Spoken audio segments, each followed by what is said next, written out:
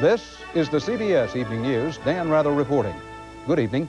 The trial of Oliver North is scheduled to begin tomorrow. This is the Weapons for Iran, What Happened to the Money criminal case.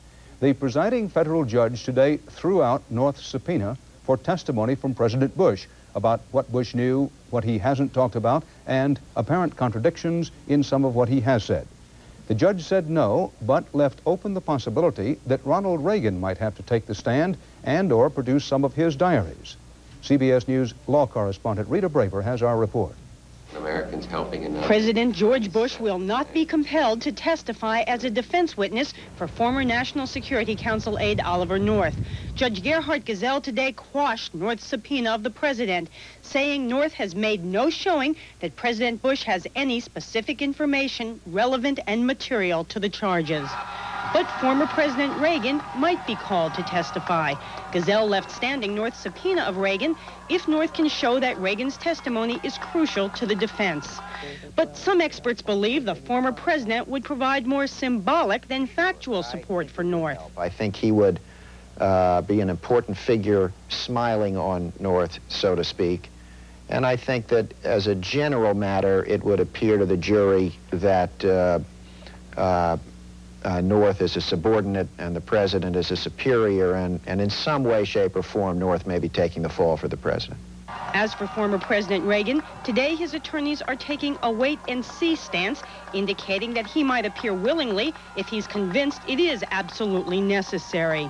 But the issue of whether Ronald Reagan ever testifies in the case is a long time from being resolved. Jury selection in the case is set to begin tomorrow, and that alone could take several weeks. Rita Braver, CBS News, Washington. Another story of secret wheeling and dealing tonight in the world market for weapons of mass destruction. This time, a setback in the long effort by the United States to stop its ally, Pakistan, from developing nuclear weapons. And it's a setback with a twist. CBS News has learned that nuclear materials made in the USA found their way to Pakistan through a long pipeline that led through West Germany. CBS News Defense Department correspondent David Martin has the story. Shipments of heavy water from the nuclear reactors at Savannah River have been rerouted through a complicated series of transactions to help Pakistan in its secret project to build nuclear weapons, a project the U.S. has been trying for years to stop. This is heavy water. It's sold by the ton and used to control the nuclear reaction in civilian power reactors. But it's also a source of tritium gas, which is used to boost the explosive power of nuclear weapons. Department of Energy records show that during the 1960s, Savannah River sold 12.5 tons of heavy water to a West German firm. 15 to 20 years later, the water was sent from West Germany to France, where the tritium gas was extracted. So far, everything was legal. But then the gas was sold and resold until it reached another West German firm, NTG, which allegedly shipped the gas to Pakistan, along with a plant to purify it.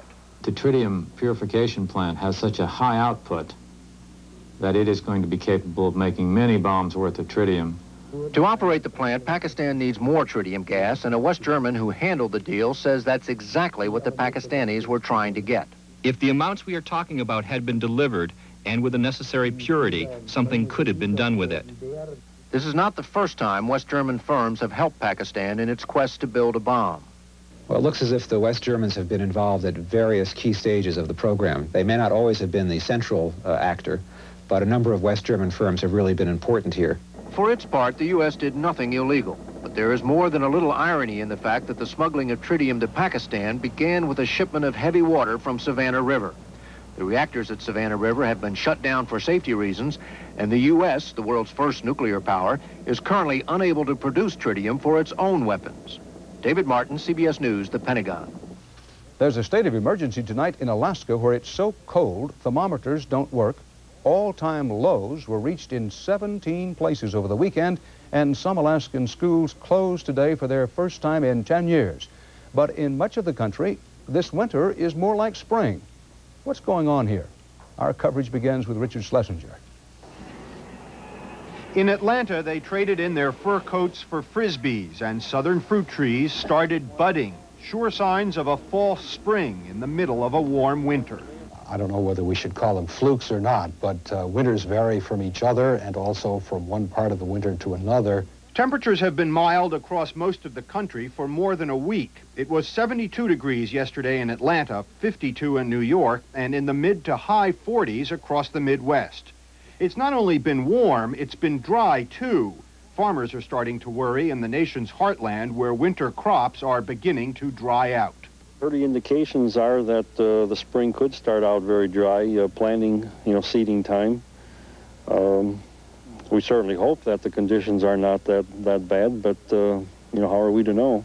In New England, there's been so little snow that there could be water shortages this year. Today, we don't have an inch of snow on the ground, so you can see that as much as half of our water supply for the summer may not be there absent more significant snowfall this winter. Scientists do not believe the warm spell is part of a global warming trend known as the greenhouse effect. It's quite typical for part of the country, at least, to be very warm, and once in a while, the whole country is very warm for the winter. Pennsylvania ski resorts had to resort to man-made snow to keep the trails open. In Buffalo, they had to truck in snow to make the winter festival seem like the real thing.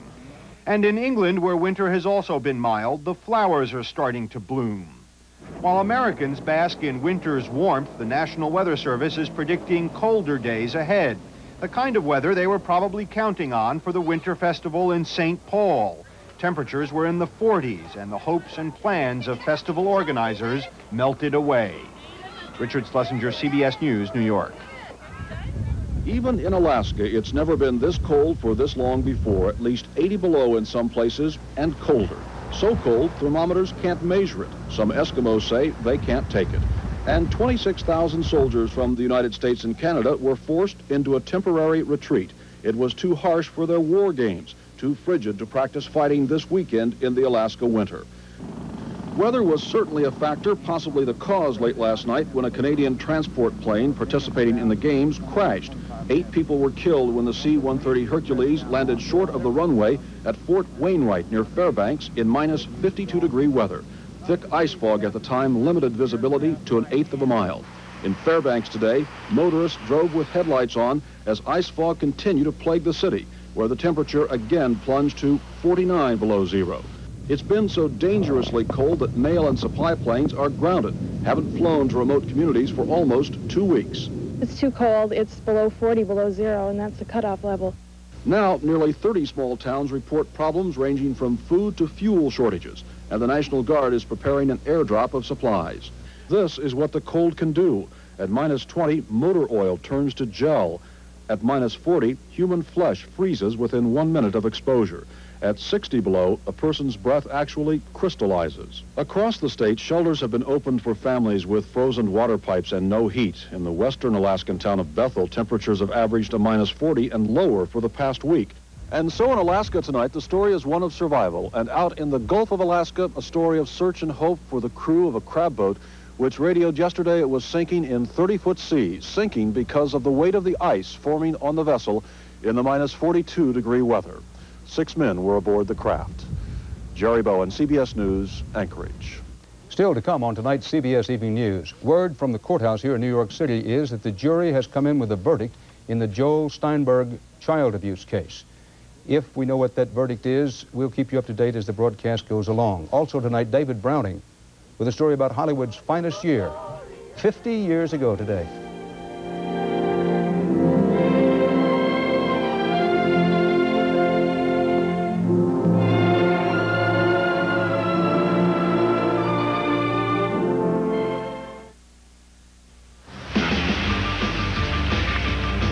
You know what moms are like. You bring home a new guy, they put their foot down.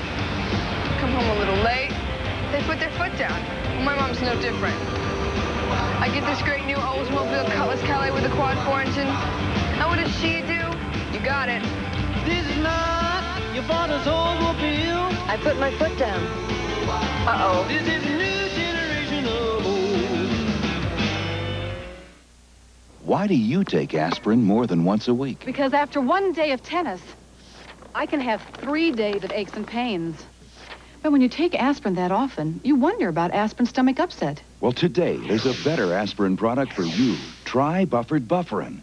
Better than plain aspirin because it's 100% aspirin plus 3 buffers to help protect against stomach upset aspirin can cause. You know, it really is better. Try buffered Bufferin if you take aspirin more than once a week. The product. The proving grounds. The results. STP gas treatment is the edge. This diver has a thin, powerful seal, but it's not on his mask. It's on his dentures. A seal so thin, so powerful, that more than any ordinary adhesive, Extra Hold Fast Teeth holds closer to real.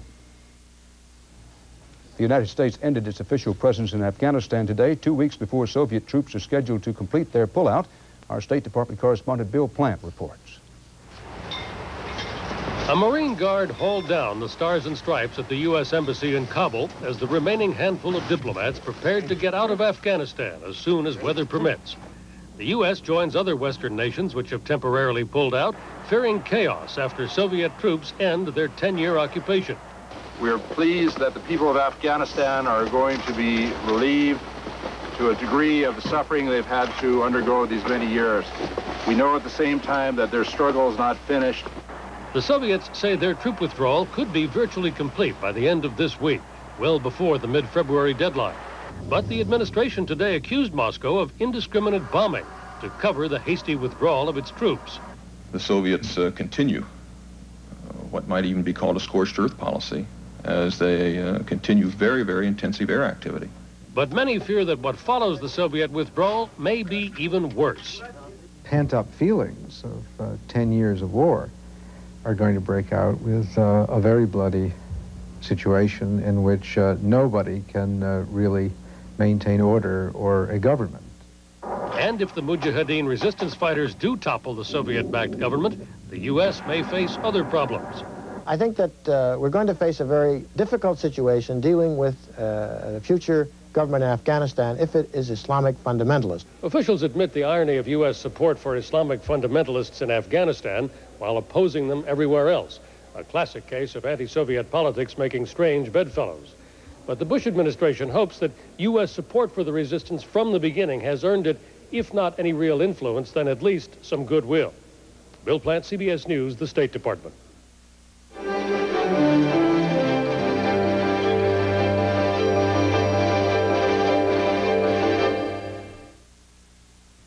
Phillips Lighting is celebrating Groundhog Day with the Find Phil the Groundhog giveaway. Find Phil and win cash prizes totaling $100,000. I found him. That's a hog. You'll find Phil in special Phillips longer life light bulbs. No, that was a gopher. So change your bulb to Phillips and look for Phil in your bulb. If you find him, you win. You don't. It's time to change your bulb to Phillips. Are you getting something extra in your high-fiber cereal, like sodium and added sugar? Fiber One is low in sodium and has no added sugar.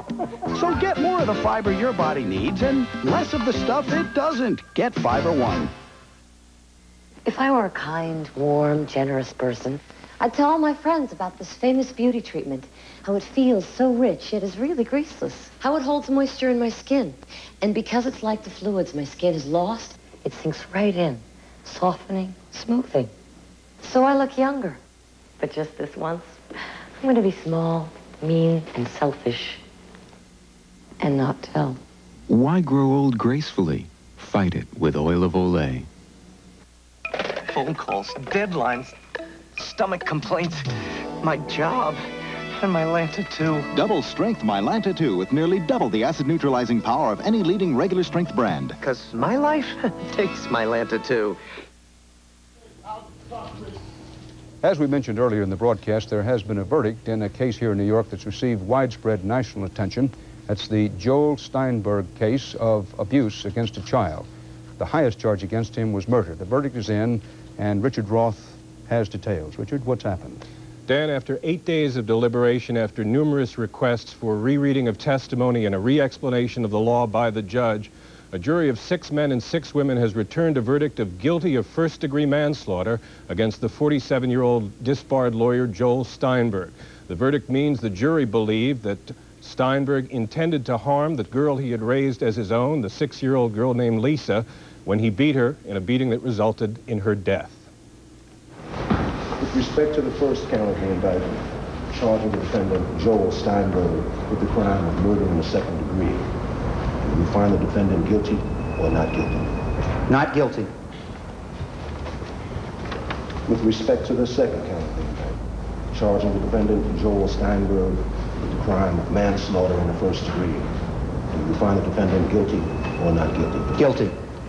Thank you. Dan, the case has been one that's electrified New Yorkers, as you know, a case that brought the issue of child abuse to the fore in this state and around the country. And the issue, of course, that was before the jury was not just the question of Steinberg's guilt, but by implication, the question of whether or not his battered common law wife, Hedda Nussbaum, could have prevented the injuries to the child. The jury obviously believed her dramatic testimony that she was unable to do anything to save the child. Richard, for those in our audience who don't know about this case, here was a child that this couple was rearing. The child died. The highest charge against Joel Steinberg, the husband, the wife, Hedda Nussbaum, testified against him. The highest verdict that could have been brought against him was murder. And the jury didn't do that. They brought in manslaughter. What does that mean? Well, it means obviously a difference in the potential sentence. The manslaughter conviction carries a severe sentence, I believe, of up to 25 years. The murder conviction could have been for life.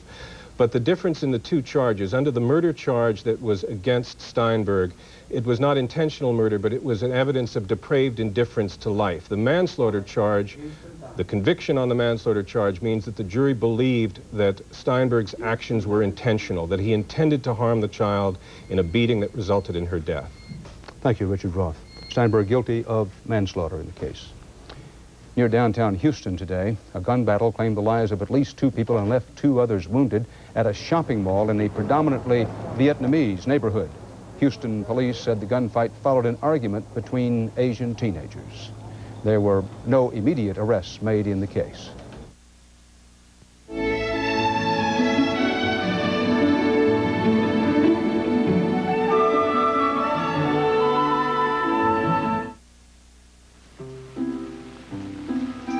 Introducing the first water-rinsable cold cream.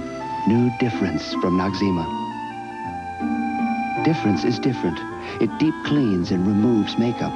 But unlike ordinary cold creams, Difference simply rinses away with water, leaving soft, cleaner skin. So you can be the beautiful woman you are underneath it all. New Difference from Noxzema, the first water-rinsable cold cream. The rinse makes the difference. Introducing Total Raisin Bran. Other Raisin Brans have only 1/4 as much vitamin nutrition. And eating a Raisin Bran with only 1/4 the vitamin nutrition you could get is like having Mount Rushmore. Hey. With only one president. New Total Raisin Bran is the only Raisin Bran with 100% of 11 vitamins and minerals. Total nutrition has finally come to Raisin Bran.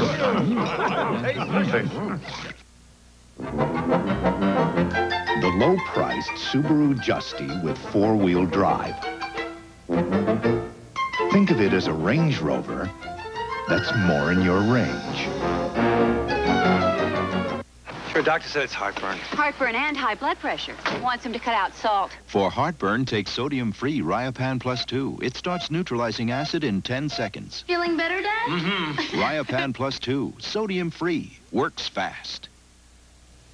More of President Bush's money policy ideas are being floated tonight. Various sources tell CBS News White House correspondent Leslie Stahl that Mr. Bush will claim he is knocking back the huge federal budget deficit by up to $3 billion by going ahead and proposing his controversial cut in the capital gains tax.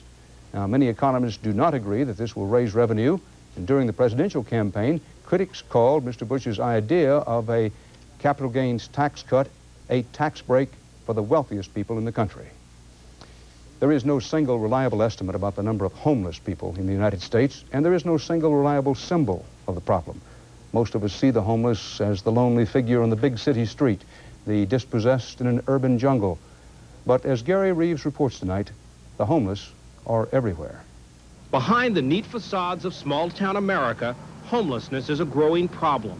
When the Johnsons ran out of work and money, they ended up sleeping in their pickup truck, all 6 of them. We just stayed up to the cab because it was cold in the back. Nobody slept, crowded, uncomfortable. The Johnsons, for now, are sleeping in a cheap motel paid for by the local soup kitchen. Few towns this size have shelters or enough housing the poor can afford. If we could wave a wand and have 100 new rentals tomorrow, by next week we could probably have the majority of those full. And they would be filled with families having a hard time making it on the jobs available in rural areas. When Ricky Lee Prater was laid off from his factory job, he, wife Julie, 2-year-old Krista, and year-old Andrew ended up sleeping in the car. We was going from town to town trying to find a place. We was in a pretty bad situation. We didn't have nowhere to go. The Praters are squeaking by with new jobs in a pizza parlor earning just over the minimum wage of $3.35 an hour. 70% of the rural poor have jobs, but there is more poverty here now than a decade ago. As industrial jobs have disappeared, the poverty rate has gone up 20%. You know, when a factory closes in a big city, some of those jobs can be absorbed in other sectors of the local economy. When a factory closes in a smaller area or a smaller community, that could just be real devastating for the entire area. In Ohio alone, 25 small towns are looking for help with the homeless problem. Wilmington transformed this old house into a shelter in September. Authorities say they could fill 2 more this size. We have the welfare office calling, the church is calling day to day asking if we have any room. Our capacity is 11 beds, and we've been full since we've opened up. This shelter is a 30-day haven for the homeless, where the rules require job hunting and saving towards that first month's rent on an apartment. The jobs are mostly minimum wage, but Bobby knows if he doesn't find one soon, he'll be back sleeping in his car. I don't have no family down here, you know, and I've been on my own for a while. You know, and they're trying to help me out as much as they can. Before the shelter opened, the homeless here were hidden, practically invisible. They hide, they'll stay in barns, places like that, because they don't really want people to be that aware of their problem.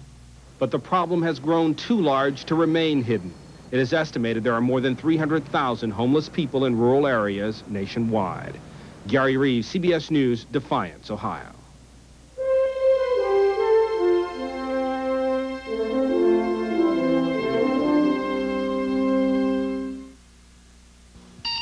Garrity, that's shredded wheat, not a TV dinner. Well, that's how we do it in Nome. Nome? I didn't know you were from Alaska. Not Nome, Alaska, Nome, Texas. I never saw anyone eat shredded wheat hot before. Oh, sure. My mom used to pour hot milk on it. Try Nabisco shredded wheat in your microwave. In just a minute or 2, you can have a delicious hot breakfast with no added sugar or salt. If they microwave it in Texas, what do they do in California? They tan it. A recent test compared the Toyota Tercel stick shift, the Hyundai Excel stick shift, and the Subaru Justy automatic. But we made it tougher on the Justy, because you don't shift the Justy, and its ECVT automatic makes it accelerate and pass quicker than the Hyundai and the Toyota. Proof that Subaru can beat the competition with one arm tied behind its back. Special incentives to dealers help you make your best deals. Yeah. If constipation slows you down, you need to know what doctors know, that fiber laxatives are a better way to relieve constipation. Fiberall has more fiber than Metamucil. Both Fiberall and Metamucil contain natural laxative fiber, but only Fiberall adds a second healthy fiber, bran. You don't have to be a doctor to know which one has more fiber. Try Fiberall, the laxative with more fiber, powder or wafer. The good old days. They were over the rainbow and gone with the wind, and they still exist. There will be a reminder of that here in New York tonight. David Browning explains. Gala days in Dixie. Streamlined Wings of the Wind bring Hollywood to Atlanta for a history-making world premiere of the motion picture epic Gone with the Wind. For movie fans, 1939 was not only a vintage year, it was Hollywood's greatest year.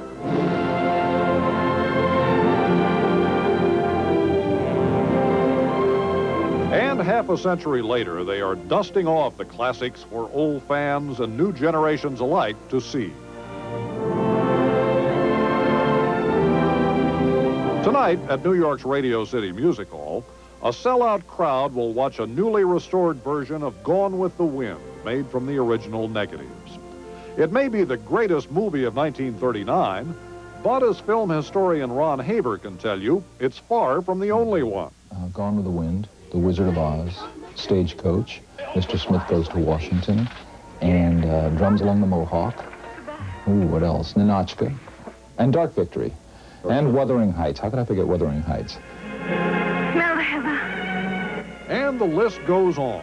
Theaters and museums around the country are celebrating with a parade of 1939 classics, big and small.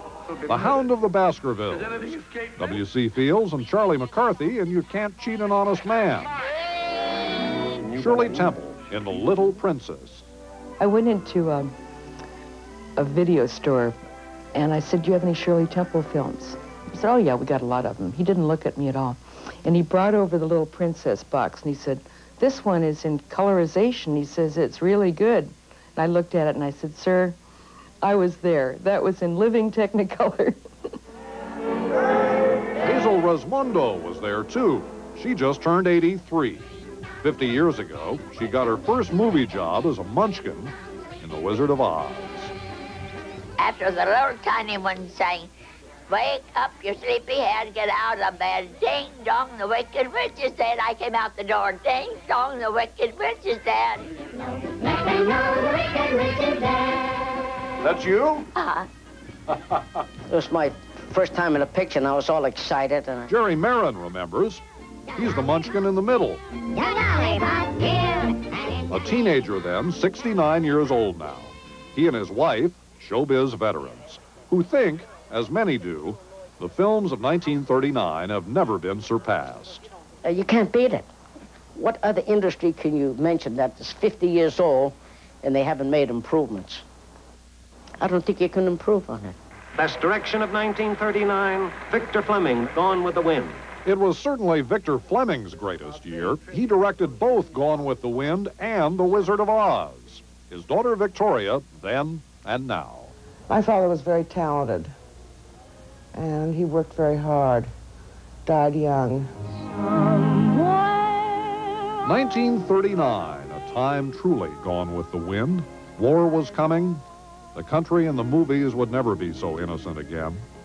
No wonder that 50 years later, we love to look back so for the stars, the song. The clouds are far behind.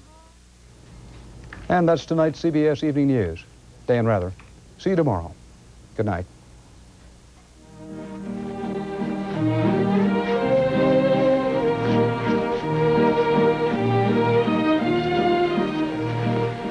Now, but Dan, my reputation will be lost forever. Enough courage you can do without a reputation. Oh, you do talk scandalous.